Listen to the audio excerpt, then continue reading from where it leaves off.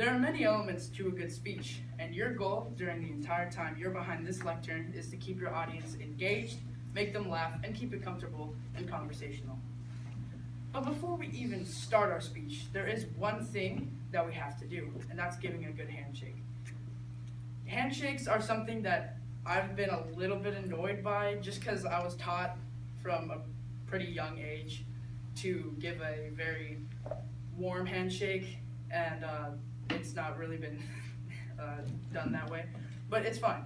So the proper way to give a handshake is to hold someone's hand firmly, don't break their hand, and eye contact. And in Speakers League, you should welcome someone by saying, thank you for welcoming me up here, I'm going to speak now.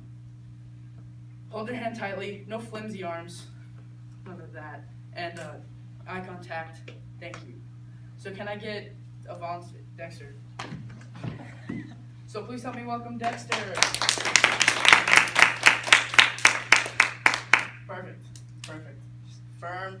Am I done? Yeah, you're done. Okay, thank you. All right, awesome. Good job, Dexter. Before we can write our speech, we need to choose a topic. When you're choosing a topic, think of things that you enjoy, have an interest in, or something that you are very knowledgeable about. For instance, I've given speeches on pasta, basketball, cookies, gun safety, and I've even been assigned one by Madam Chairperson, air conditioning, that I became very knowledgeable about. When you are knowledgeable in the topic you are presenting, and you're confident, your audience will be more engaged in what you have to say.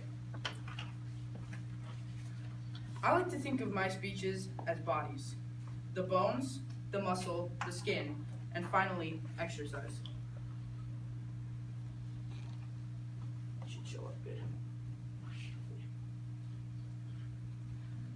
When I say bones, I mean the outline. This is what the base of your speech will be. When starting your outline, think of all the main points you want to get across. For example, in this speech, I want to give you a sample of how I prepare my speeches and help you as well. Once you figure out the bones, we can start on the muscle to strengthen your speech.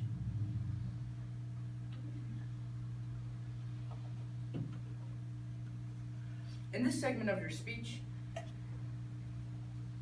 preparation, you are going to need to research the topics that you want to get across.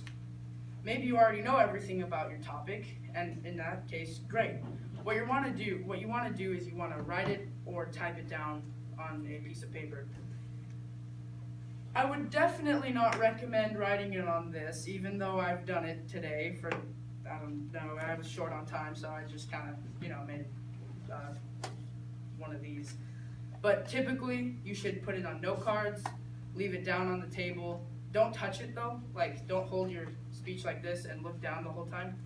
If you leave it down here and you have eye contact with your audience, they'll be more engaged with you. If you do have note cards, just leave them down here. Another way to present your speech is to make a slideshow with key points, much like the note cards. Just key points to jog your memory and not have just a script, which is what I've done here. Notes are for there when you need help, not a crutch.